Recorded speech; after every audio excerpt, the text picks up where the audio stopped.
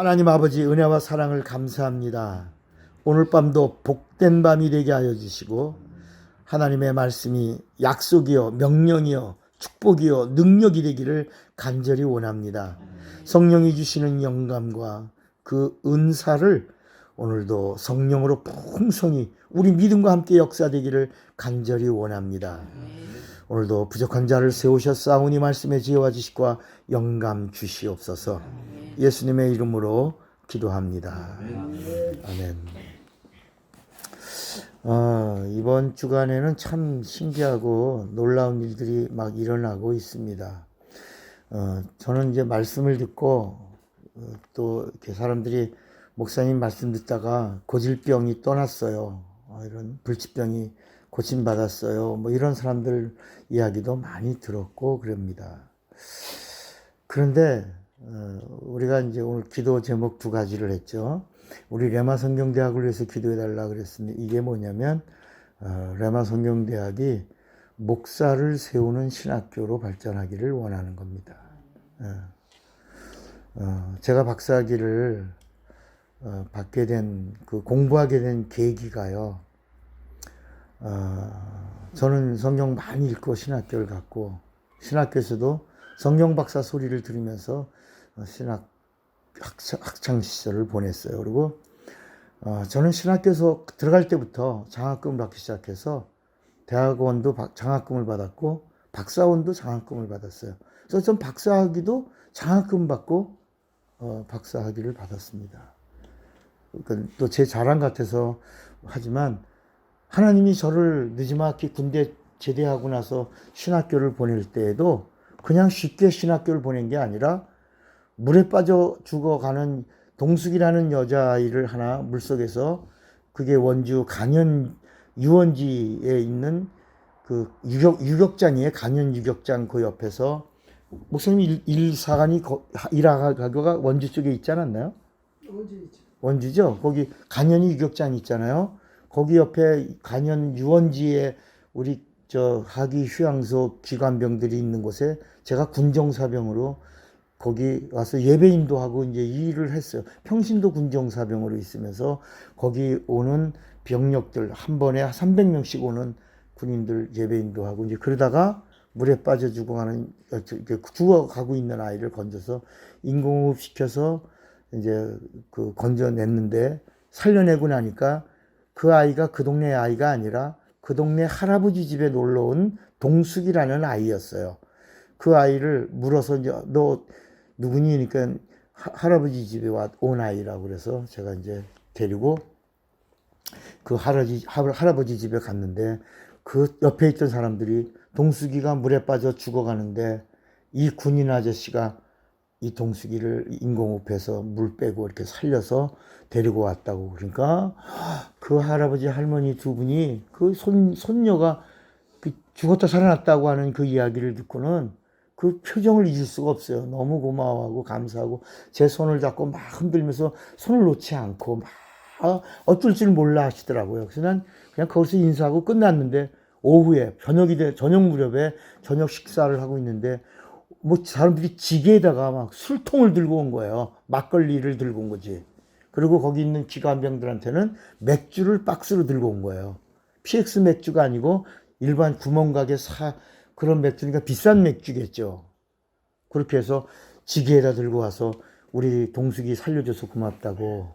그래서 그냥 거기 있는 한 300명 되는 군인들이 다 막걸리를 몇 대를 퍼서 먹고 그날 밤에 막 띵까띵까 하고 막 그랬어요.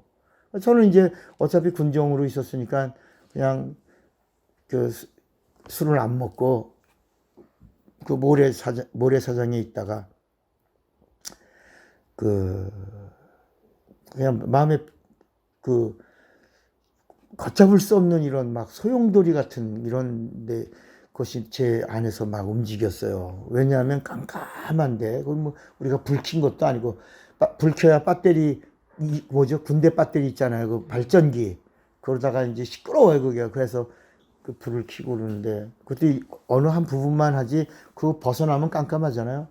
그러고 있는데 마을에도 또 풍악이 울려진 거예요. 우리 동숙이가 죽었다가 살아났어요. 그리고 마을 사람들을 데리고 와서 마을에서도 풍악이 나오고 우리 군인들도 막걸리 먹고 노래를 부르고 그리고 기관병들은 맥주 먹고 나가서 자빠져 자고 뭐 이런 상황에 저는 이제 앉아서 있다가 순간입니다. 순간에 이 성경에 어떤 말씀이 떠올랐냐면 한 영혼이 하나님께 돌아오면 하늘에 천군 천사들과 함께 기뻐하신다고 하는 이 말씀이 딱 떠오르면서 야 이건 육체가 살았는데 이런 이 땅에서 이런 일들이 일어난다면 그때 제가 신분이 어쨌든 군정 날라리였지만 군정사병의 신분으로 있었기 때문에 순간입니다. 한 영혼이 하나님께 돌아오면 우리 하나님이 천군 천사들과 함께 얼마나 기뻐하시겠는가 하는 그런 마음이 영감으로 탁 부딪혀오면서 거기서 제가 무릎을 딱 꿇었습니다. 하나님, 나 영혼 구원하는 목사 되겠습니다 하고 이렇게 말해서 제가 신학교를 군복 입고 간 거예요. 군복 입고 시험 본 거 간 거야.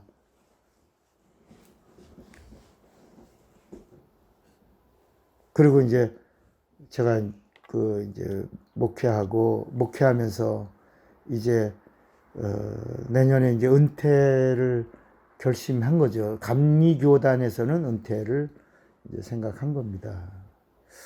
근데 이번 추석 때 우리 아들 둘이 이제 왔어요. 근데 나는 작은 아이가 감리교 신학교 차석으로 들어갔기 때문에 우리 둘째 아이가 목사가 될 줄 알았어요. 언젠간 되겠지만 지금 현재는 목사가 아닙니다. 지금은 병원에 근무하고 있어요. 그래서 내가 마음도 많이 아프고 그랬는데 둘째 아이는 음악을 하고 가수였다가 이제 작곡가로 그래도 또 안양 성결교 대학에 전체 수석으로 들어가는 아이예요. 우리 큰 아이 수진이가. 그리고 이제 지금 가수 생활도 했죠. 작곡가 했죠. 또 방송 드라마 OST 이런 그 전체 그 음악을 담당도 하고 뭐 여러 가지 뭐 이렇게 하더니 이제 우리 아이가 거와랑 같은 나이예요. 친구예요. 우리 수진이가 거와랑 친구예요. 근데 이번 추석 때 큰 아이가 아빠 나 목사 되고 싶어요 그런 거예요. 충격이었어요 저한테는. 우리 큰 아이는 목사가 될 아이가 아니라고 생각을 하고 있고 작은 아이가 목사가 될 거라고 생각을 했는데 우리 수진이가 목사가 되고 싶어요.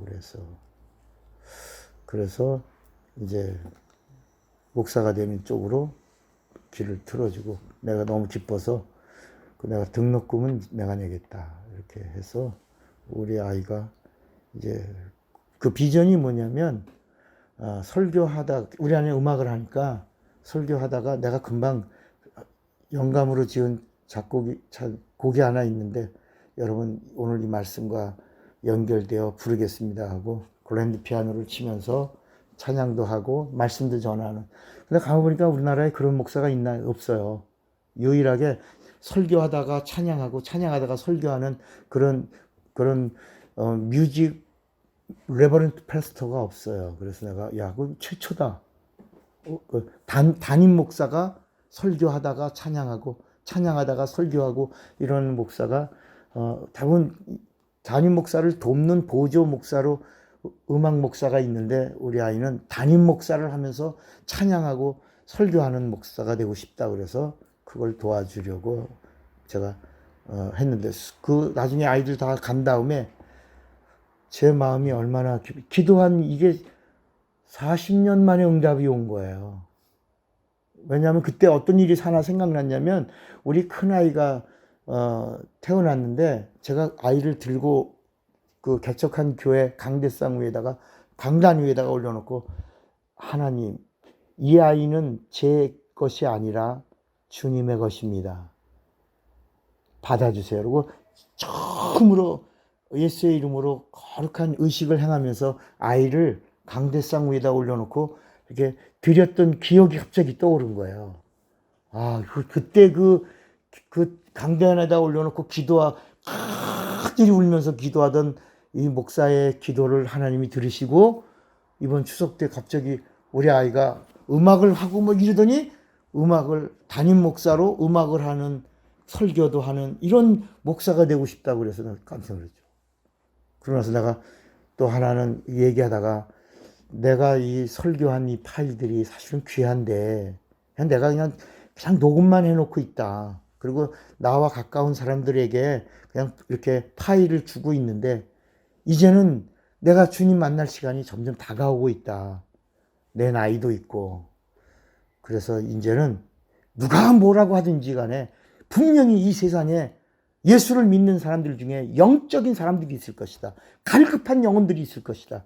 나 그들에게 내가 복음을 전하고 싶은데 이 파일을 올리는 방법을 좀 해다오. 내가 아무리 해도 이게 안 되는데 그랬더니 저희 작은 아이가 제가 해드릴게요. 그러더니 이제 이번 수련회부터 이제 올리기 시작한 거예요. 그래서 오늘 그 일이 두 가지가 이제 다 이루어지면서 앞으로 이 파일이 계속 이제 올라갈 거예요.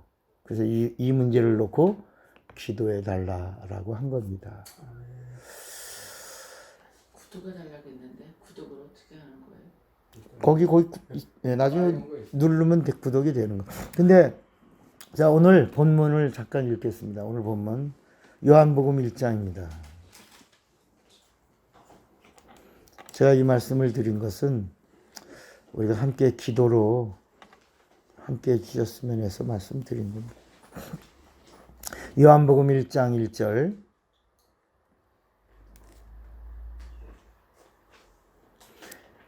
(1절부터) (3절까지) 말씀을 읽겠습니다. 태초에 말씀이 계시니라. 이 말씀이 하나님과 함께 계셨으니 이 말씀은 곧 하나님이시니라. 그가 태초에 하나님과 함께 계셨고 만물이 그로 말미암아 지은 바 되었으니 지은 것이 하나도, 여기 그가 예수입니다. 다시 3절을 읽을게요. 2절 예수가 태초에 하나님과 함께 계셨고 만물이 예수로 말미암아 지은 바 되었으니 지은 것이 하나도 예수가 없이는 된 것이 없느니라. 아멘. 자, 이번 수련회에 우리가 계속 반복해서 드리는 말씀은 복음입니다. 근데 우리가 알고 있는 이 복음은 우리가 신학교에서 배웠거나 아니면 우리가 지식적으로나 이성적으로나 경험적으로 이해하고 있는 복음은 마태, 마가, 누가, 요한에 나오는 복음입니다. 그죠? 맞죠? 그런데 우리가 지금 이제까지 마태, 마가, 누가와 요한은 같다 다르다. 그래서 마태, 마가, 누가는 예수를 어떻게 보고 있냐? 그리스도이신 예수. 그러면 요한복음은 마태, 마가, 누가와 뭐가 다르냐? 하나님이신 예수. 이렇게 보고 있는 거야. 그리고 마태, 마가, 누가는 각각 컬러가 다릅니다. 옷이 다르다. 옷. 그러니까 대상이 다르다는 거예요. 마태는 누구를 향하여? 유대인을 향하여 왕으로 오신 그리스도. 왕으로 오신 그리스도예요. 잘 들어보세요. 마태는 어떤 그리스도라고요? 왕으로 오신 그리스도. 그러면 마가복음은 어떤 그리스도예요? 마가복음은 하나님의 종이신 그리스도야. 그럼 누가복음은 참 사람이신 그리스도. 그리스도라는 말은 기름 부음 받은 사람인데 기름 부음 받은 사람이란 말은 뭐가 없는, 죄가 없는 참 사람, 그런 뜻이에요. 그래서 이 누가복음은 헬라인들을 향하여 참 사람이신 그리스도, 이렇게. 그런데 요한복음은 전혀 그 다른 이유가 뭐냐면 참 하나님이신 예수다. 그래서 마태, 마가, 누가를 우리가 무슨 복음이라고 불러요? 공관복음이라고 부르고 요한복음을 제4복음 또는 제5복음이라고도, 4복음을 넘어 4복음 통틀어서보다 더 큰 5복음이라고도 이렇게 말을 하는 겁니다. 그런데 이 복음서를 쓴 사람들의 이야기가 뭐냐면 복음서를 쓸 이유가 있었어요, 없었어요? 처음에 복음서를 쓸 이유가 있어요, 없어요? 없죠. 왜냐하면 예수님의 입에서 나오는 말씀은 곧 오신다 그랬거든. 가시면서 뭐라 그랬냐면 속히 오리라 그랬고요. 요한계시록의 맨 마지막에 마라나다라고 하는 말이 오시옵소서예요. 그러니까 복음서를 기록할 이유가 없었던 거예요. 아까 우리 요한복음은 예수가 누구라고 그랬죠? 하나님이신 예수라고 그랬죠. 그런데 그래서 요한복음에 나오는 사건들은 마태, 마가, 누가에 나오는 사건들과 전혀 달라요. 내용이 다르단 말이에요. 내용이. 그러니까 표현하고자 하는 의도가 다르다는 거예요. 오늘도 마태복음은 유대인을 향하여 왕으로 오신 그리스도를 말하려니까 아브라함과 다윗의 자손 예수 그리스도의 세계라 하면서 바로 아브라함은 누굴 낳고 이삭을 낳고 하면서 약속과 하나님의 언약 속에서 이루어진 왕으로 오시는 그리스도 그의 세계라 이렇게 말씀하고 있는 거예요. 그리고 마가복음은 아주 간략해. 예수 그리스도 복음의 뭐다? 시작이다. 이렇게 딱 제일 먼저 썼고, 그리고 표현하는 표현력이 단순해. 그리고 하나님의 사건이 우선이야. 그래서 마가복음을 보면 하나님의 그 놀라운 사건들, 그래서 이 영적 세계를 좀 경험하고 병고침 체험하고 뭐 이런 것들을 하려고 하는 이런 간절한 사람들에게 뭐 어떤 복음서를 읽으면 좋을까요? 그러면 기초 입문에선 마가복음을 읽어라. 성령 받고 더 예수를 깊이 알려고 하는 자들이 요한복음을 읽어라. 이렇게 우리가 권하는 거거든요. 근데 이 누가복음은 전혀 이 내용, 이 흐름 자체가 달라요. 누가복음은 뭐라 그러냐면 누구야? 제일 먼저 누가 나와? 데오빌로 가카요라고 나온다. 따라합시다. 누가복음은 보고서다. 보고서가 복음으로 들어온 거예요. 그래서 누가복음은 짧아요, 길어요? 보고서는 긴 거예요. 그런데 이 보고서가 뭐예요?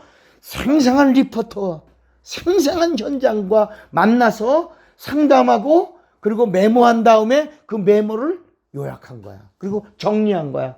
그리고 높은 데오빌도라고 하는 예수를 알고 싶어하는 그 총독에게 예수의 사건을 전부 낱낱이 가감하지 않고 이렇게 보고하고 있는 내용이 들어가고 있는 거야. 근데 그 누구냐? 그가 오신다고 하신 사람으로 오신다고 하신 그리스도다. 이렇게 누가복음은 보고하는 거예요. 누가는 보고서를 하나만 써요? 두 개를 써요? 두 개를 쓰는 거야. 하나는 예수의 복음을 들은 사람들의 이야기를 정리하고, 또 하나는 뭐냐면 마가의 다락방 이후에 성령 받은 사람들의 이유인데, 그 이유가 뭐냐? 예수님이 감람산에서 승천하시고, 그때 승천하실 때 몇 명 있었다고? 예수님 승천하시는 장면을 500여 명의 사람들이 있었는데 그들이 아직도 남아있다라고 하는 소식을 들은 거예요. 근데 이걸 어떻게 기록해야 되냐라고 하니까, 그때 예수 믿는다고 하면 어떤 일이 일어났냐면 재산 죽이고 재산을 뺏었거든. 이게 사도행전에 나와요. 예수 믿는다고 하면 그를 유대교와 이단의 괴수가 예수였기 때문에 유대교와 정반대되는 이단의 괴수인 예수를 따르는 자들은 살려둘 필요가 있다 없다? 없다. 그래서 뭘 받고 가? 사울이라고 하는 자는 사내들인 공회에 공문서를 들고 다마스커스로 가서 예수 믿는 최고 베드로를 잡아서 죽여야 되겠다라고 가다가 뒤집어진 거거든. 이게 사도행전 9장 사건이에요. 그런데 그가 강렬한 빛 속에서 직접 나타나 말씀하시는 예수님을 뵙고, 그리고 예수를 고백하고, 그리고 변화돼, 그리고 성령 받고, 그 다음에 이방인들을 위한 자기는 사도로 가야 되겠다라고 이렇게 가죠. 그러나 원래 이방인의 사도는 바울이 아니고 누가 이방인의 사도예요? 원래 이방인의 사도는 하나님이 유대인 중에서 하나를 부른 거야. 그 유대인 사도들 중에서 하나를 부른 거야. 그가 베드로예요. 그 베드로가 부른 이방인의 사도인 것이 증명된 최초의 성령 강림 사건이 사도행전 10장의 고넬료 사건이에요. 그 고넬료가 누굴 불러? 요바에 있는 베드로를 불러 청해서 말씀을 듣고 거기서 10여 명이 넘는 사람들이 뭘 받아? 예수를 믿고 침례를 받고 성령을 받고 거기서 이 교회의 일원이 되는 거예요. 이방인도 교회 일원으로 들어오는 거야. 그래갖고 막 흥황하다 보니까 여러분 이방인들의 수가 늘어나요? 안 늘어나? 막 늘어나지. 유대인들의 숫자는 늘어나는 숫자가 빨라요? 더뎌요? 더디지. 유대인들의 구원받는 반열에 들어오는 사람들의 수는 더딘데 이방인들이 구원받는 숫자에는 막 늘어나니까 그러니까 이게 그리고 교회 안에 들어와 구성원이 되는데 이게 유대인의 구원받은 자와 이방인의 구원받은 자들의 섞이면서 이게 무슨 문제가 생겼냐면 할례 문제가 생겼고 제사 문제가 생기고 이런 일들이 막 일어난 거예요. 그래서 사도행전 15장이 무슨 장이냐면 예루살렘 회의장이야. 사도행전 15장에서 거기서 그 회의에서 결정이 나지 않았다면 우린 지금도 뭘 했을 거야? 예배 시간에 할례를 했을 거고 우리 또 뭘 했을 거야? 짐승 피를 뿌렸을 거고 또 머리도 깎았을 거라고. 그런 일들이 일어났을 거야. 그걸 법적으로 막 용납할 수 있었을 거야. 그러나 거기서 이 사도행전 15장에서 그 제사하는 그 피의 문제, 할례하는 문제를 딱 정리해 버린 거예요. 그래서 우리가 지금은 할례를 하거나 피 문제 가지고 왈가불가하지 않아요. 오직 단번에 흘리신 그리스도의 피가 우리를 살리셨다. 이 사실을 성령이 오셔서 우리의 죄 사함 받은 것을 보증하고 우리에게 영원한 생명 주심을 알게 해주셨다. 이걸 고린도 후서 5장 5절에 성령으로 우리를 보증하시고 인치셨다고 이렇게 말씀하고 있는 거야. 그러니까 각각의 내용들이 다른 거야. 그러니까 사도행전의 이야기는 누가가 뭘 얘기하냐? 성령 받은 이후에 그리고 구원받은 자들 예수님이 부활하시고 승천하실 때 그 승천한 사람들의 이후의 행적을 기록하면서 교회가 어떻게 시작되었는가를 기록한 것이 사도행전이야. 그래서 사도행전을 우리가 다른 말로 뭐라고 부르냐면 신학적 표현으로 사도행적이라고 부르고 또 다른 말로 성령 행전이라고 부르고 또 다른 말로 뭐라고 부활의 증인들의 행진이라고도 부른다. 부활의 증거가 시작됐기 때문에. 그러니까 여러분 누가가 한 일은 하나님의 역사였어요. 만약에 예수 믿는 사람들이 핍박을 당하고 막 죽어가는 판국에 다 두려워가지고 그리고 이 성경을 기록해야 될 사명을 가진 자들이 없었다면 오늘 우리가 이 복음을 이렇게 들을 수가 있었겠냐요. 처음에는 다 복음서를 다시 말하면 기록을 남길 이유를 찾지 못했던 거예요. 그런데 점점 사람들은 순교하거든. 계속 죽어가 순교가 최고의 영광으로 알고 성령 받은 자들은 계속 순교해 나가고 예수님의 제자들은 전부 순교한 거야. 전부 순교합니다. 왜냐하면 요한복음 6장에서 70명의 제자는 이미 예수님의 곁을 어떻게 했어요? 떠나버렸어요. 70명의 제자는 이미 예수님의 곁을 떠나고 성경은 뭐라고 말하냐면 다시는 예수와 함께 다니지 아니하더라 그랬다. 그런 상황에 그 마가의 다락방에 120명의 그 처음으로 성령 받아 성도가 된 우리 문도라고 그러잖아요. 그 120 문도라고 그러는데 그들의 수가 점점 줄어들어가고 있어요. 왜? 복음 전하다가 다 순교하고 있으니까. 그럼 조금 있으면 어떻게 돼? 씨가 말라버리죠. 그러면 기록한 것도 기록할 수 있는 자원이 없게 되는데 이때 누가가 이걸 보고서 형식으로 합법적으로 이런 공문 증명을 받고 다니면서 나는 데오빌도 각하의 공문을 받아서 확실하게 이 보고서를 올리기 위해서 예수 믿는 사람들의 이야기를 내가 기록하는 이 담당을 맡은 자다. 그리고 다니면서 합법적으로 다 기록한 거예요. 그리고 남은 보고서가 1권이 뭐라고? 누가복음. 그리고 이제 성령 받은 다음에 교회가 이루어진 성령의 행전을 기록한 보고서가 뭐라고? 사도행전. 이렇게 남긴 것이 오늘 우리에게 마태, 마가, 누가까지 온 거예요. 그러면 요한복음은 뭐가 다르냐? 벌써 요한복음은 오늘 우리가 읽었지만 태초에 말씀이 계시니라 이 말씀이 하나님과 함께 있으니 이 말씀은 곧 하나님이시라. 이렇게 벌써 태초라는 단어가 나와. 그러면 이 태초라는 단어를 우리가 어디서 익숙하게 들었어요? 창세기 1장 1절에서 태초라는 단어를 들었어요.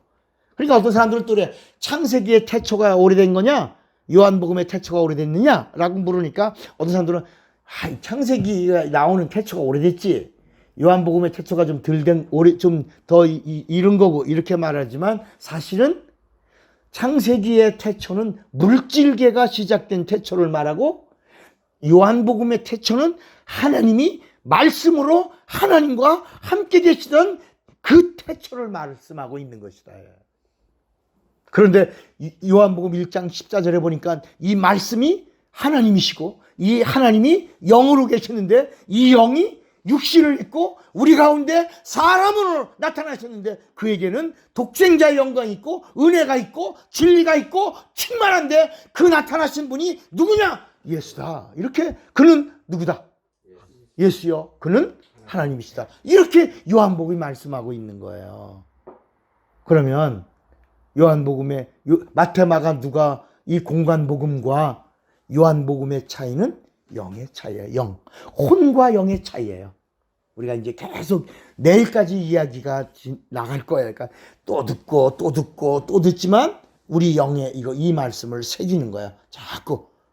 그러면서 또 우리들의 뒤에 말씀을 듣는 사람들이 있을 거 아니에요.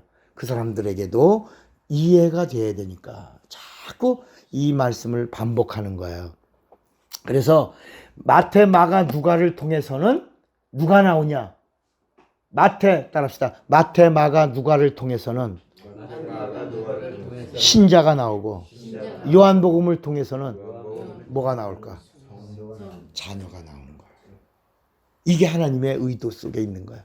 그러니까 마태, 마가, 누가는 혼적이야. 그래서 내가 고백해. 내가 감동해. 내가 결단해. 그래서 내가 I believe in Jesus Christ. 내가 그리스도를 인격적으로 하나님으로 영접해. 그리스도로 믿어. 신자가 나오는 거야. 그런데 요한복음은 하나님의 의도 속에서 뭐가 나오는 거라고? 자녀가. 그래서 요한복음 1장 12절에 영접하는 자, 곧 그 이름을 믿는 자들에게는 하나님의 의도가 뭐냐? 자녀가 되게 하려고 한다는 말씀이 1장에 딱 등장해 버리는 거야. 자녀. 그런데 그 하나님의 자녀가 되는 비밀이 뭐냐? 요한복음 1장에 다 얘기해. 요한이 나타나서 침례를 주는데 이 침례가 회개하는 침례고 예수님이 오셔서 예수의 이름으로 주는 침례가 자녀가 되는 비밀이다. 여러분, 예수의 이름으로 침례받는 침례가 뭐다? 자녀가 되는 비밀이다 라고 요한복음에 비로소 공개하는 거예요. 그래서 거기서 이 요한복음의 그 질문이 What have you to say about yourself? 라고 묻는 거야. what이란 단어는 무슨 권한으로라는 뜻이에요. What have you to say? 우리에게 말해라. About yourself. 너 무슨 자격으로? 네가 뭔데? 침례를 주는 거야. 왜냐하면 그 침례라고 하는 이 부분은 사람들 속에서 비유로 알고 있었던 거예요. 왜? 노아 홍수가 뭐예요? 침례잖아. 여러분, 그다음에 이스라엘 사람들이 홍해를 건너간 게 뭐예요? 침례잖아. 광야 속에 그 구름 위에 불 기둥 구름 기둥이 구름의 위에 있던 게 뭐예요? 침례야. 이제 요단강 이편에서 저편에서 요단강을 넘어 이 편으로 갈 때 요단강물이 서서 머리 위에 건너가 도와하던 자들의 머리 위에 머물러 섰더라. 이게 뭐라고요? 침례야. 이런 것들을 알고 있던 자들에게 요한이 나타나서 회개하라. 천국은 뭘 받아야 된다? 침례 받아야 된다 라고 한 거거든. 그런데 요한복음에만 나와 예수께서 아무도 침례를 주신 일이 없습니다 이런 말씀이 있어. 누가 줬다 침례를? 제자들이 예수의 이름으로 침례. 이거는 뭐야? 죄사함의 침례를. 요한의 침례는 회개하는 침례고, 예수의 이름으로 제자들이 준 침례는 죄사함의 구원의 침례라. 뭐가 되는 요한복음의 비밀이 뭐라고? 하나님의 뭐가 되는? 자녀가 되는. 죄사함 받았다는 말은 죄가 있다 없다? 없다. 죄가 없다는 말은 뭐야? 하나님의 자녀가. 그러니까 여러분, 내가 하나님의 자녀다라는 말은 내게 뭐가 없다? 죄가 없다. 난 죄사함 받은 죄가 없다. 나는 죄가 없다. 나는 뭐다? 의인이다. 나는 죄가 없다. 의인이다 라는 말은 창세기 2장으로 가는 거야. 우리가 그대로 창세기 2장으로 가는 거야. 창세기 2장에 에덴 동산에 있던 아담의 그 모습이 죄가 있다 없다? 죄가 없어. 죄가 없어. 물론 나중에 뱀에게 속아서 진자는 이긴 자의 종이라 그래서 뱀의 종이 됨으로 인해서 죄가 시작되었죠. 이걸 원죄라고 불렀단 말이야. 그런데 예수님이 오셔서 우리를 죄 없다 하신 이 사실을 믿고 우리가 죄 사함 받고 예수의 이름으로 침례받아 구원을 얻은 자. 그래서 마가복음 16장에 보면 믿고 침례를 받아 뭘 입으라? 구원을. 우리 한번 마가복음 16장에 이런 말씀이 있어요. 16절에 믿고 침례를 받는 사람은 뭘 얻을 것이요? 구원 얻을 것이요. 믿지 않고 침례 받는 사람은 뭘 받아? 심판을 받아야 돼. 여러분, 이런 차이야. 믿지 않는 자는 뭘 받으리라? 정죄를 받으리라는 게 뭐냐면, 침례 받긴 침례 받는데 믿고 침례 받는 사람은 구원을 얻을 것이요, 믿지 않고 침례를 받는 사람은 뭐야? 심판대 위에 한번 올라간다는 거예요. 그러면서 요한복음에서는 이런 부분들을 명쾌하게 영적으로 풀어요. 그러니까 영적으로 풀 수 있는 방법은 뭐가 없으면 절대로 풀 수가 없어. 성령이야. 그래서 마치 우리가 음식은 입으로 들어오죠. 육체 안에 들어오지만 육체 안에도 혈관에는 주사기가 있어야지만 영양제가 들어가. 혈관을 뚫을 수 있는 주사기가 있어야 혈관 안에 영양을 공급하는 것처럼 우리 영에 하나님의 진리의 말씀이 들어가고 하나님의 생명이 들어가고 예수의 이름이 들어가는 방법, 성령이 들어가는 방법은 뭘 외에는? 성령으로. 성령이라고 하는 침을 받아야 된다. 주사기를. 그래서 성령이 아니고서는 누구도 예수를 주시라 할 수도 없다. 고린도전서 12장 3절에 말씀하고 있고, 또 고린도전서 12장 8절에 성령으로 아니하고는 믿음이 없다. 성령으로 말씀의 지혜와 성령으로 말씀의 지식과 그 다음에 세 번째가 성령으로 믿음을. 이렇게 말씀하는 거예요. 그러니까 여러분, 요한복음은 마태, 마가, 누가와 전혀 뭐다? 다르다는 걸 알아야 돼. 다르게. 그러니까 마태, 마가, 누가를 읽던 사람이 그 각도, 그 수준에서, 그 혼적 수준에서 요한복음으로 읽어나가면 절대로 요한복음을 알 수도 없고 풀 수도 없는 거야. 우린 지금 이게 무슨 원고가 있냐? 원고도 없잖아요. 그냥 오늘 이 기도하면서 오늘 우리에게 하나님이 주시는 그 영감을 함께 공유하는 거예요. 그러나 이 말씀들은 우리가 들으면 들을수록 참으로 처음으로 깨달아지는 귀한 영적인 말씀이 될 거예요. 그러면 이 요한복음이 나오게 된 배경이 누구 때문이에요? 요한복음을 누가 썼어요? 요한이 썼어요. 요한이 기록했어요. 그런데 요한에게 기록하게 된 이 요한을 예수님이 이렇게 보니까 요한만이 영적인 문제를 해결할 자로 점지하신 거야. 이걸 택함이야. 택함. 우리를 하나님이 진리로 낳으셨지만 우리에게 사명은 선택이에요. 뭐라고요? 사명은 뭐라고? 선택이야. 그러니까 요한은 무슨 선택을 받은 거야? 요한복음을 기록한, 그런데 요한복음을 마태, 마가, 누가와 전혀 다른 어떤 책으로, 영적인 책으로, 스피리추얼 북으로, 스피리추얼 바이블로, 영적인 바이블이라는 말은 책이에요. 스피리추얼 바이블로 기록할 수 있도록 요한에게 기회를 주신 거야. 그래서 그 말씀이 뭐냐면 십자가에서 요한에게 요한아, 네 누구다? 어머니다. 모시라. 어머니로 모시니 어떻게 가까이 있어요? 멀리 있어요? 가까이 있죠.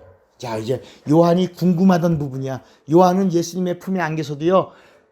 쟤는 어떻게 돼요? 뭐 이런 거 물은 자야. 베드로가 어떻게 죽을까요? 막 이런 거 궁금해. 막 그런 거 굉장히 궁금해. 그렇게 예수님이 얌마, 내가 쟤 죽을 때, 내가 올 때까지 다시 살려준다고 그래도 네가 왜 상관해 이놈아? 너는 너의 것만 생각해 이놈아! 이렇게 예수님이, 죄송합니다, 이게 그렇게 하지 않으신 것 같은데 제가 이제 좀 이해를 돕기 위해서 이렇게 말씀드린 거예요. 이렇게 이 요한은 영적인 탐구가 굉장히 강했던 거예요.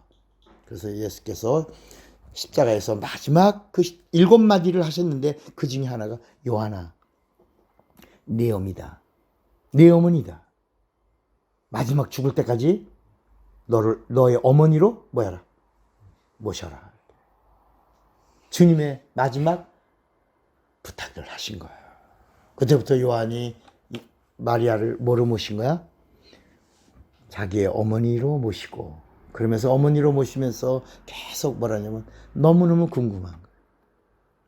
예수님, 어머니, 그때 그 말씀이 육신이 되실 때 예수님이 하나님이신 건 알겠는데 아무도 말씀 안 하셨는데 저한테는 한번 다 얘기해 주시면 안 될까요? 내가 뭐라고 말해도 이해하지 못할 걸. 아니요, 저 성령으로, 저 이제 마가의 다락방에서 같이 성령 받았잖아요. 이제 성령으로 예수가 누군지 알잖아요. 저는 죽을 수 있어요. 예수 때문에 죽을 수 있고요. 나는 예수님의 사실을 기록해야 될 사명을 받았어요. 어머니 말씀해 주세요. 그러니까 마리아가 그런 비밀을 말할까? 그분은 하나님이야. 그분은 말씀이셨어. 그런데 그분이 내 안에 오셨어. 그분이 내 안에 오실 때 가브리엘 천사장이 나타났어. 그리고 나에게 그 일이 일어난다고 말할 때 나는 도무지 그런 사실이 내가 이해할 수도 없었고 경험되지도 않았고 알 수도 없고 믿을 수도 없어서 내가 뭐라고 말했냐면 내가 사내를 알지 못하는데 어찌 내게서 이런 일이 일어날 수 있어. 이게 무슨 말이냐. 내가 사내를 알지 못하는데 이게 무슨 말이에요. 내가 뭡니까? 내가 뭐라? 수처녀입니다. 동정녀입니다. 처녀막을 가지고 있는, 저는 남자를 경험한 사실이 없는, 저는 수처녀입니다. 그런데 가브리엘 천사장이 하나님의 말씀에는 능치 못함이 없다라고 한 이 말씀에 내가 그대로 그리하옵소서 하고 순종했을 때 말씀이 육신, 그러니까 다른 사건들은 누가복음에 다 기록되어 있고 그렇지만 요한복음에서는 1장 14절의 말씀으로 딱 정리, 말씀이 육신이 되어 우리 가운데 거하시며 이렇게 나와요. 그분이 내 안에 오셨어. 육신이 되어 이 땅에 오셨는데 그분은 독생하신 하나님이야. 그분은 영광이야. 그분은 존귀고 그분은 진리셔. 그분은 말씀이야. 이렇게 마리아가 얘기하는 걸 요한이 하나씩 기뻐하며, 영원히 기뻐하면서 하나씩 기록하고 나와. 그리고 마지막까지 기록한 이 책이 뭐라고? 요한복음. 예수는 누구다? 하나님이시다. 요한만이 기록할 자격이 있는 거야. 예수는 하나님이시다.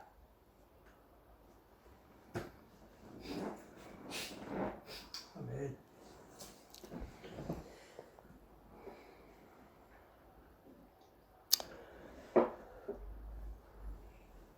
그래서 우리가 제일 좋아하는 게 뭐냐면 복 받는 거잖아요. 그죠? 세상 사람들이나 구약에 있는 사람들이나 오늘 예수를 믿는 신약의 모든 신자들이나 성도들이라도 성령 받은 성도들이라도 복 받는 거 싫어하는 사람은 어디 있어요? 다 원하잖아. 그런데 이 복도 이게 마치 마테마가 누가와 요한이 구별되는 것처럼 우리가 그렇게 추구하고 알고 있고 사모하고 갖고 싶고 누리고 싶고 과시하고 싶고 자랑하고 싶은 이 복이라고 하는 개념도 이렇게 구별되어 있단 말이야. 그게 뭐냐면 세상 사람들이 추구하는 복과 구약 성경이 말하고 있는 복, 그리고 예수님이 오셔서 직접 하신 말씀의 복과 그리고 성령이 보증해 주는 복이 각각 다르다. 각각 다르다. 그러면 우리가 구약 성경을 보니까 구약에서 말하고 있는 복은 세상 사람들하고 같아 달라. 같아, 똑같아. 하나도 다른 거 없어. 세상 사람들이 말하고 있는 복이나 구약 성경에서 사람들이 추구하고 누리고 있는 그 복이 다 물질적인 거야. 다 세속적인 거와 같아. 그런데 성경은 뭐라고 말하냐면 예수님이 오셔서 그 복이라고 하는 거를 인정하시면서도 전혀 다르게 영적으로 이야기를 하시는 거야. 이제까지 사람들은 물질적이고 물량적이고 이성적이고 그런 지적인 것으로 이 복을 누리려고 했는데 예수님이 오셔서 마태복음서부터 전혀 다르게 따라서 하나님의 복은 행복이다. 이렇게 말씀하시는 거야. 전혀 이제까지 갖고 있던 복의 개념을 예수님이 행복으로 딱 바꿔버린 거야. 하나님의 행복으로 행복한 자가 복이 있다라고 말씀한 거야. 그래서 심령이 가난한 자는 뭐가 있나니? 복이 있나니 천국이 저희 것이며 하나님의 행복을 가져야 천국을 누린다는 거예요. 진짜 복은 뭐다? 하나님 안에 있는 하나님만이 주시는 하나님의 영원한 복, 하나님의 행복이야. 그 행복을 가진 자가 복 받은 자다. 그 복을 누리는 자가 하늘을 가지고 위로를 받고 하나님의 상을 받고 하나님과 함께 한다는 거예요. 그러니까 그러면 세상 사람들이 말하고 있는 복과 구약에서 말하고 있는 복이 뭐가 있냐? 똑같은데 차이가 뭐냐? 따라합시다. 세상의 복은 싸워서 쟁취하는 복이고 구약의 복은 하나님이 허락한 복이다. 똑같은 세상의 물질적이고 물량적이고 그리고 지적인 이런 복인데 세상의 복과 구약 성경이 말하고 있는 복의 차이가 뭐냐면 세상 사람들은 남을 죽이고 남을 짓밟고 남을 쓰러뜨리고 남을 이겨서 쟁취하고 뺏어낸 이런 신념을 극대화시킨 복인데 구약 성경은 뭐냐면 하나님이 주셔서 하나님이 허락하시는 하나님이 인정한 복을 가진 걸 복이라고 그랬다. 그런데 따라합시다. 그래도 비유다. 그림자다. 참 복이 있다는 거야. 그래도 하나님이 주신 거라고 해도 그 복은 그림자다. 진짜 복은 눈에 보인다 안 보인다.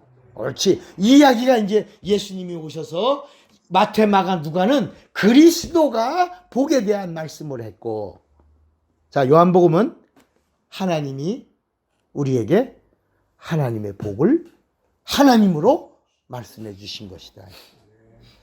여러분 이제 이런 얘기는 사실 어디 신학교에서 들을 수 있는 게 아니기 때문에 우리가 찬찬히 들으면 우와, 똑같은 복을 얘기하는데 마태, 마가, 누가는 누구로서 누가 복을 얘기하고 있고 그리스도가 복을 얘기하고 있고 요한복음은 예수님이 오셔서 하나님으로 우리에게 복을 얘기하고 있다. 따라합시다. 복음서에는 참복을 말씀하고 있다. 참복을 그리스도가 하신 말씀이 그리스도의 입에서 나온 복의 이야기가 참복이야.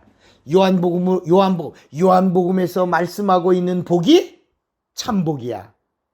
그런데 그럼 마태, 마가, 누가에서 말하고 있는 하나님의 참복이 뭐라고? 하나님의 행복. 뭐라고요? 하나님의 행복. 마태, 마가, 누가 그리스도가 자, 다시. 자, 세상의 복과 구약이 말하고 있는 복의 차이는 세상의 복은 어떻게 돼서 받는 복이라고요? 싸워 쟁취하고 누리고 잡아 그리고 남을 깔아뭉기고 과시하는 복이라고 그랬죠. 근데 구약의 복은 뭐라고? 하나님이 허락한 복이야. 그래서 하나님이 허락한 복 중에서 최고의 복이 뭐예요? 구약에서 말하고 있는 하나님이 허락한 복 중에 최고의 복이 무슨 복? 형통. 따라합시다. 형통. 형통이라는 복은 어떤 복이에요? 우리가 볼 때 안 되는 거야. 우리가 볼 때 틀린 거야. 우리가 볼 때 끝이야. 우리가 볼 때 절망이야. 그런데 형통이라고 하는 건 뭐냐면 하나님이 허락하시면 되어지는 거야. 그러니까 우린 끝이야. 그런데 하나님이 하시면 시작이야. 이걸 형통이라고 말한다. 야. 그런데 마테마가 누가에 오니까 그리스도가 복을 말씀하시는데 하나님의 참복은 뭐다? 하나님의 행복이다. 하나님의 행복이다. 하나님의 행복이다. 복 위에 복이다. 라고 말씀하시더니 요한복음에 오니까 그 복이 뭐다? 그 복이 뭐다? 예수다. 예수다. 예수다. 그리고 예수가 주시는 영생이다. 그래서 요한복음 5장 39절에 너희가 성경에서 영생을 얻는 줄로 복의 이야기야. 너희가 성경에서 복을 받으려고 이 하나님이 주시는 이 풍성한 복을 누리려고 너희들이 성경을 상고하거니와. 근데 그 진짜 복은 영생이요. 그 영생은 누가 주는 거다? 내가 나를 증거하는 것이요. 그리고 요한복음 5장 40절 봐야 돼. 요한복음 5장 40절. 요한복음 5장 40절에 예수님이 뭐라고 말씀하시냐면 그러나 너희가 이 참복, 하나님이 주시는 참복, 영생을 얻기 위하여 내게 오기를 원하지? 여러분 시편 72편에 보면 하나님이 우리에게 복을 명하셨나니 곧 뭐라 그랬어? 영생이라 그랬어. 자, 여러분 이 성경에는 그 하나님의 의도를 탁탁 암시하는 부분이 있어요. 우리가 지금 복 얘기했잖아. 근데 시편 72편에 뭐라고? 하나님이 우리에게 복을 명하셨나니 그 복은 뭐다? 영생이라. 예수님이 오늘 너희가 복 받으려고 하는데 그 복이 영생인 것까지는 너는 이게 어렴풋이 알고 있어서 성경을 상고하는데 그 영생은 내가 참복이다. 그런데 너희가 내게 오지? 그러므로 뭐가 없다? 그렇지, 영생. 참복을 받아 누리지를 못하는구나. 또 여러분 성경 요한복음 10장에 보면 내가 이제 너희를 보니 하나님을 사랑하는 것이 없다고 하는 걸 뭐라고 그래? 이제야 알았노라. 너희가 하나님을 사랑하는 것이 입술로는 사랑하는데 마음은 내게서 멀어 사랑이 없다는 것을 내가 이제야 알았노라. 하나님이 오셔서 저울에다가 니들을 다 올려놔봤다. 다 가짜야. 다 거짓말이고 꽝이었다. 참복은 누구다? 예수다. 이게 요한복음이 이 얘기를 해주는 거야. 참복은 뭐다? 예수요? 예수 안에 있는 평안이요? 영생이야. 생명과 평안이야. 그래서 로마서 8장 한번 보세요. 로마서 8장.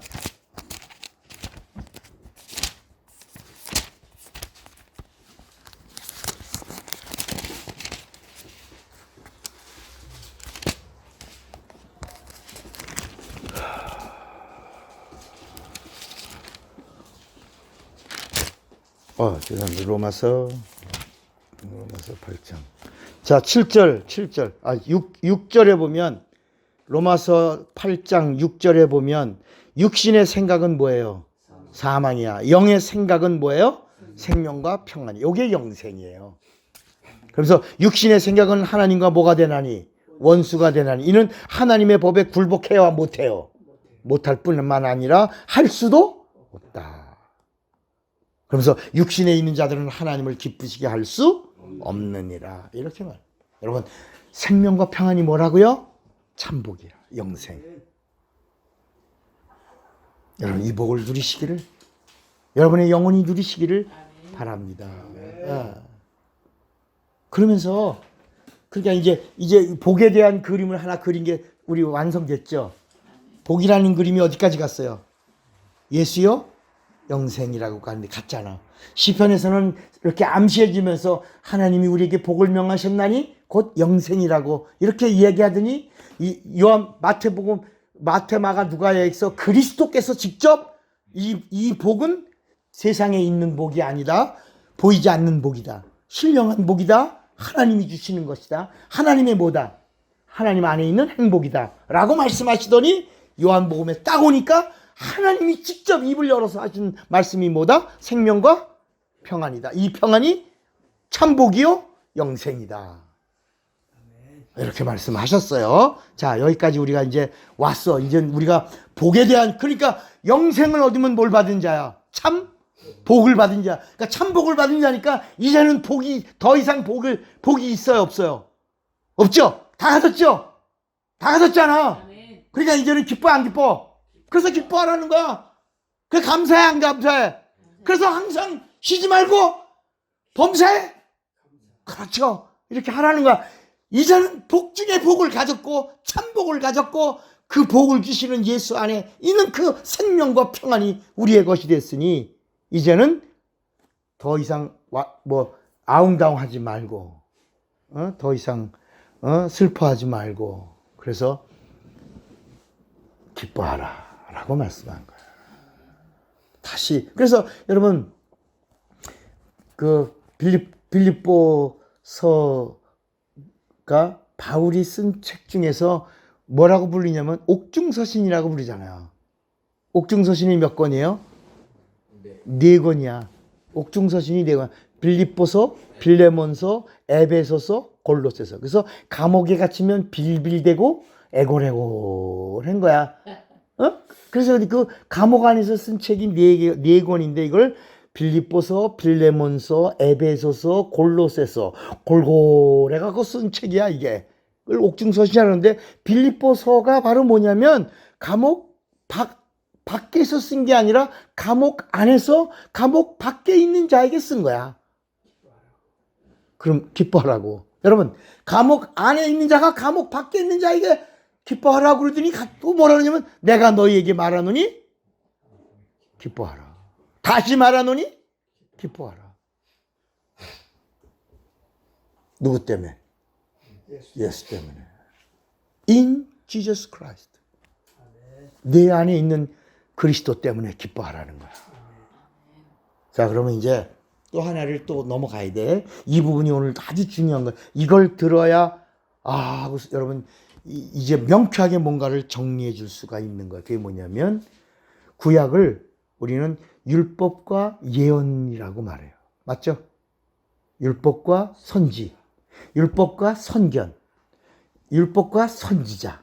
이 말을 선지자를 통틀어 프로펫이라고 말하는데 예언이라고도 말하고 선견이라고도 말하고 선지자라고도 말해요. 미래를 보는 사람들이라 그래서 미래를 본다라고 할 때는 선견이라고 말하고 어떤 것에 대하여 말을 한다고 할 때는 예언이라고 말한다. 그러면 아까 복에 대해서 세상에 복이 있어요 없어요? 있죠. 구약에 복이 있어요 없어요? 있죠. 신약에 복이 있어요 없어요? 있죠. 마태 마가 누가의 복이 있죠. 요한복음의 복이 있죠. 자, 그러면 예언이라고 하는데도 세상에 예언이 있겠어 없겠어? 있죠. 구약에 예언이 있겠어 없겠어? 있죠. 신약에서 예언이 있겠어? 있죠. 그 요한에서도 예언이 있다. 참 예언이 있다. 그러니까 세상의 예언이 뭐냐? 이 자식 이 다음에 크겠다. 장군감이네. 뭐야? 예언이야. 우리 다 뭐야? 예언하고 있는 거야. 오늘은 좋은 날이야. 뭐야? 예언하는 거야. 세상의 모든 말들이 다 뭐야? 예언이야. 오늘 날씨 보니까 오늘 일진 터지겠는데 다 예언이야. 그러니까 사람이 많이 붙는 사람은 뭘 잘하는 사람이야? 예언을 잘하는 사람이야. 아유, 자매님 인상 좋아요. 아주 인상 좋은 거 보니까 늘 옆에 사람들이 많이 붙겠어요. 예언이야. 아들을 아이고 떡두꺼비 같으네요. 아이고 이놈 봐. 장군감이야. 이게 다 예언이라. 세상은 모두가 다 뭘 하면서 살아? 예언은. 근데 다 맞아 안 맞아? 맞기도 하지만 안 맞는 게 더 많아. 그런데도 사람들이 그 말을 들으면 좋아해 안 좋아해? 마치 뭐처럼 복처럼. 복을 받는 것처럼 좋아한단 말이야. 자, 그러면 이 복은 세상에서 말하는 예언이야. 귀신이 주는 거야. 세상 신이 주는 거야. 세상 임금은 누구예요? 마귀야. 그런데 이게 성경으로 딱 들어오니까 성경에서 말씀하고 있는 이 프로펫 예언이 세상에 있는 예언과 전혀 같아 달라. 달라. 이 예언은 누구를 말하고 있는 거야? 하나님을 향하여 말하는 거야. 어떤 하나님? 육신을 입고 이 땅에 오실 여인의 후손으로 오시는 산자의 어미 되시는 하나님. 이게 창세기 3장 15절부터 예언의 말씀이 시작되는 거야. 이거를 우리가 뭐라냐? 구약에 나온 최초의 복음이라고 말한대. 이걸 뭐라고? 창세기 3장 15절이 뭐라고요? 구약에 나타난 복음. 최초의 복음이야. 그걸 근거로 이제 오실 분에 대한 예언의 말씀들이 시작되는데 그걸 뭐라고 말하냐? 따라합시다. 예언서. 그 예언자들의 숫자가 4대 예언, 큰 예언자 4명이 나오고 또 작은 12명의 소 예언자들이 나와. 그런데 그 예언은 세상에 귀신이 가르쳐주는 예언이 아니고 하나님을 향하여 하나님이 가르쳐주신 오실 하나님에 대한 예수야. 누구를 향한 예언이야? 오실 예수에 관한 예언. 그걸 예언서, 그리고 그걸 말한 사람들을 예언자, 프로펫이라고 말하고 그들을 다른 말로 선견자라고 말한다. 응? 그리고 예수님이 그 예언의 말씀대로 오셨어 안 오셨어? 오셨어. 오시면서 예수 뭐라고 말씀하면 이제 그 모든 예언은 이루어졌다 안 이루어졌다? 이루어졌다. 다 이루었다라고 하신 거예요. 그리고 끝났다 아직도 진행한다 그랬어요. 예수님이 오셔서 구약의 예언자들의 예언이 끝났다 아니면 아직도 미완성이다라고 그랬어요. 끝났다. 구약은 누구 때까지니? 아니 요한 때까지. 예수님이 오셔서 구약의 모든 예언은 요한 때까지. 그러면서 그 사건을 알려주려고 요한복음에, 여러분 요한복음 참 중요해요. 요한복음에 변형산에서 누가 나오고 누가 나와? 둘, 모세와 예언자, 대표자 엘리야가 나오는 거야. 그래서 요한복음에도 거기도 사람들이 나를 누구라 하느냐라고 하는 이야기가 나올 때에도 우리가 너 엘리야냐, 너 우리가 그리스도냐, 너 누굴 기다리냐, 이게 요한복음 1장에 나오는 거야. 그리고 다른 복음서에는 안 나오는데 요한복음 4장 수가성에서 예수를 가리켜 예수님이 입에서 네가 그렇게 갈망하고 찾던 그리스도가 누구다? 나다! 내가 바로 누구다? 하나님이다. 이렇게 나오는 이야기가 요한복음 4장에 나오는 거야. 자, 예수님이 오셔서 예언의 말씀을 다 이루시고 모든 예언은 누구 때까지다? 침례 요한 때까지. 끝났다. 이제 끝났다. 따라합시다. 이제부터 새 예언, 새 언약이야. 이제는 새 예언이 아니라 그분이 입에서 직접 하신 말씀은 새 언약이야. 약속이야. 뉴 테스트먼트야. 이제는 예수님의 입에서 하신 말씀은 예언이 아니고 진리야. 약속이야. 그리고 그 약속을 받은 자들이 주님이 다시 오신다. 다시 오리라. 여러분, 오리라라고 하신 이가 누구야? 예수야. 요한복음 14장 1절부터 3절에 내가 가서 처소를 예비하면 내가 다시 와서 너희를 나 있는 곳으로 영접한 자들만 간다. 내가 영접하는 자들만 간다. 어디에? 새 약속이야 이게. 이 약속을 가지고 있는 들은 자들에게 승천하시는 예수님을 바라보는데 천사가 또 뭐라고 예언해? 너희 앞에서 보는 대로 올라가신 이는 그대로 너희들에게 본 그대로 다시 천사들과 천군 천사들과 함께 구름처럼, 구름이라는 게 여러분 천군 천사들의 때야 때. 우리가 말하는 저 물방울 구름이 아니고 구름 타고 오시리라고가 그게 뭐라고요? 진짜 손오공처럼 봉 들고 이야 이게 아니고 뭐와 함께 오신다? 천군 천사들과 함께 오신다라고 한 거예요. 사람들은 그걸 보고 아이고야 구름 예수님이 손오공같이 구름 타고 오신디야. 이야 구름 타. 우리도 구름 탔으면 좋겠다. 이른다. 그런 구름이 아니고 구름같이 많은 누구? 천군 천사들을 대동하시고. 그런데 오늘날 한국 교회에 예언 기도라는 말이 있었죠. 여러분, 그러니까 이제 우리는 그걸 정리하는 거예요, 여러분. 성경에 예언 기도가 있다 없다? 없는 거야. 그러니까 이 성경이 말하고 있는 예언이 구약에는 예언이 그림자예요, 실상이야? 그림자죠. 근데 예수님의 입에서 나온 예언은 뭐야? 참이야. 진리야. 그 진리를 받은 자들이 다시 오시는 예수를 향하여 그가 속히 오신다, 곧 오신다, 사모한다, 기다린다. 이건 뭐야? 예언이야. 예언이야.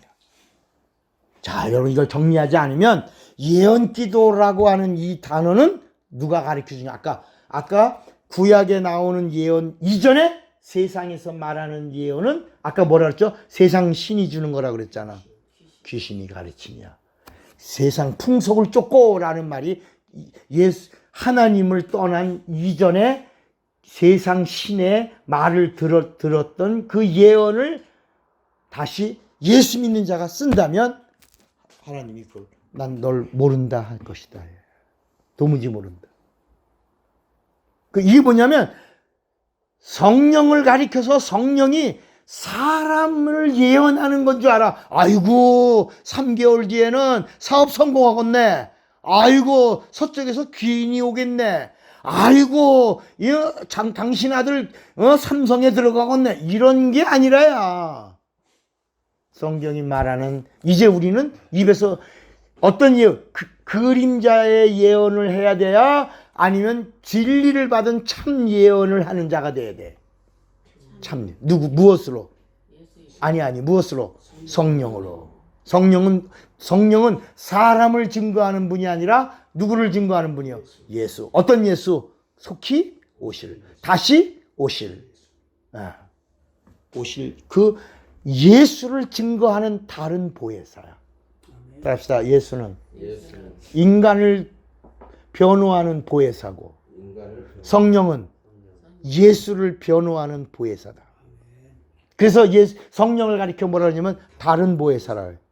근데 우리가 이걸 모르고 옛날에 무식하니까 여러분 제가 솔직히 박사 공부를 하게 된 아까 내가 박사 공부 자랑하려고 그런 게 아니라 박사 공부를 하게 된 것이요. 일단은 제가 귀신 쫓고 병 고치고 엄청난 한국교회에 일을 행했어요. 그런데 그 당시에 귀신 쫓고 병 고치는 사람을 무식한 사람들이라고 그랬어. 제가 처음에 이 성경적 사건이 막 가는 교회마다 막 일어날 때요. 그때 옛날에 귀신 잘 쫓는 목사가 저기 성락교회 김기동 목사라고 그랬어요. 그 김기동 목사 그러면 귀신 쫓는 목사 이랬어요. 제가 대구에 있는 그 북대구 교회 부흥회를 갔는데 거기 중풍환 이건 제가 전에도 말씀드렸던 거니까 이건 틀리지 않고 변함없이 그대로 동일하게 몇십 년 지났지만 얘기해. 그때 중풍병자가 6명이 왔어요. 그래서 나는 내가 유명해서 이 중풍병자들이 지팡이 들고 온 줄 알았어. 내가 유명하고 잘나서. 그래서 기분 되게 좋았어 처음에. 근데 그 사람들이 하는 말이 목사님이 김기동 목사요? 이러는 거야. 그래서 내가 아니요 나 차구영 목사인데요. 그랬더니 에이 그러면 어디지? 다시 가야 되겠네. 그리고 이 사람들이 지팡이를 또 의자에서 일어나갖고 거기 오셨나 봐 그분이. 그리고 그걸 간다고 막 그렇게 아까 내가 이 목사가 한 말처럼 아니 저기요 잠깐만 나 좀 봐요. 아니 김기동 목사 하나님과 차구영 목사 하나님 뭐가 달라? 여기서 지팡이 버리고 걸어가면 되잖아. 아이고 가기도 힘든데 그럴까요? 그래서 앉았어. 그런데 제가요 그 사람들 지팡이를 다 분질러버려요. 거기 담임 목사님 나오시라고 그래서 지팡이를 분질러뜨렸는데요. 그때 제가 경험한 건 지팡이를 분지르기 시작하니까 세 사람은 그대로 그 교회 담임 목사님이 지팡이를 분지르는 걸 그대로 받아들이더라고. 근데 세 사람은 안 돼요. 이거 우리 자식이 사준 거예요. 이거 비싼 지팡이에요. 이러면서 세 사람은 지팡이 부러뜨리는 걸 거부하더라고. 6명이 왔는데. 그런데 어떤 일이 일어났냐면 세 사람은 걸어서 갔어요. 근데 그 지팡이 분지러뜨리는 걸 거부한 세 사람은 기도받고 처음에 좋아서 막 같이 춤췄어. 다 6명이 다 똑같이 춤췄어. 근데 지팡이를 안 버린 사람들은 갈 때 보니까 다시 짤뚝 거리고 가더라고. 이야. 그 다음날도 또 왔는데 그 세 사람은 기뻐서 뭘 들고 왔어. 근데 세 사람은 한 번만 더 기도해 주시면 안 돼요 라고 또 나한테 막 이러더라고. 야, 니 따릅시다. 모든 병은 관념이다. 관념이 깨져야, 지팡이가 관념이야. 관념이 깨지는 순간 자유해지고 걷고 뛰는 거야. 아, 내가 거기서 놀라운 사실을 알았죠. 그러니까 오늘날 한국 교회가 지금은 예언 기도하는 데가 있어요, 없어요? 뭐 한두 군데 있겠지만 옛날에 그렇게 성령 받았다는 사람들이 예언 기도한다 그러고 막 기도원에서 막 예언 기도한다, 막 이제 그게 막 기도원 교회가 막 나오고 여자 목사들이 막 그러고 이런 이야기들이 막 왕성할 때 우리 레마가 언제 뭐 때문에 시작한 거예요? 이 은사 때문에 우리가 시작한 거잖아요. 목사님 맞잖아요. 그 당시 우리 처음에 우리 20년 전에 공부할 때 한국교회 은사 문제가 얼마나 심각했어요. 그래서 아무래도 이 공부를 해야 되겠다라고 목사님들이 6명이 시작한 공부였어요. 그러면서 이제 이렇게 많은 목사님들이 함께 공부하기 시작한 거예요. 예언. 따릅시다. 예언에도 참예언이 있다. 참예언은 예수 오심이야. 구약의 예언은 그림자지만 초림을 말하고 있다. 누가 오신다? 예수가 오신다. 메시아가 오신다. 그리스도가 오신다. 구원주가 오신다. 이제 여러분 마지막 재림은 뭐야? 심판주가 오신다. 그리고 영생주가 오신다. 오늘 이제 교회 안에서 성령을 빙자하고 예수의 이름으로 거짓 예언하는 자들의 마지막은 무서운 형벌일 거예요. 하나님 반드시 그거를 양과 염소를 가르칠 거고, 그렇게 많은 영혼들을 혼란스럽게 했던 자들을 분명히 판단하실 거예요. 성령은 사람하고 상관없어요. 예수하고, 그러니까 예수를 전하려고 하는 자를 도우는 거지. 그 사람을 돕는 게 아니에요. 그 사람이 전하는 예수를 보증하고 예수를 예수되게 하는 거지. 그 예수의 권세와 예수의 능력으로 영혼을 살리시려고 은사와 영감과 능력을 주시는 거지. 그 사람을 에게 하나님이 다른 어떤 부분들을 나타내 주려고 하시는 것이 아니라, 누구 때문이라고요? 예수. 마치 우리가 17살짜리가 10,000원짜리를 들고 슈퍼에 가면 그 아이를 보고 물건을 주는 게 아니라 슈퍼주인은 그 아이 손에 들고 있는 뭘 보고 물건을 줘요? 10,000원짜리를 보고 물건을 주는 것과 똑같은 것이다. 그 아이가 이뻐서 아이고야 그런 게, 아이고야 이쁜 애가 왔구나, 아이고. 그런데 그 아이 손에 뭐가 들고 있어? 10,000원짜리 들으니까 어서 와요. 뭘 드릴까요? 골라보세요. 이렇게 계산도 다 해준다. 그런데 애가 아무것도 없이 그냥 와서 이것저것 만지고 이것저것 쏟아뜨리고 그러면 뭐야? 야 임마 가 임마, 야간쳐서 쫓아내지. 그 아이 손에 있는 배춧잎 하나 때문에 그 슈퍼주인이 벌벌 기는 거야. 우리가 복음을 전할 때 사람 때문에 그 예언의 역사가 나타나는 게 아니라 다시 오신다는 그가 증거하고 있는 예수 때문에 하나님의 사건이 성령과 함께 이루어지고 있는 거야. 이게 참 예언이야. 참 예언할 때 예수가 다시 오신다라고 할 때 성령이 기뻐하시면서 그가 전하는 복음을 지지해 주시는 거예요. 오늘 이 영감을 은혜로 여러분의 영혼에 풍성히 받아 누리시기를 예수의 이름으로 축원합니다. 아멘. 기도합시다.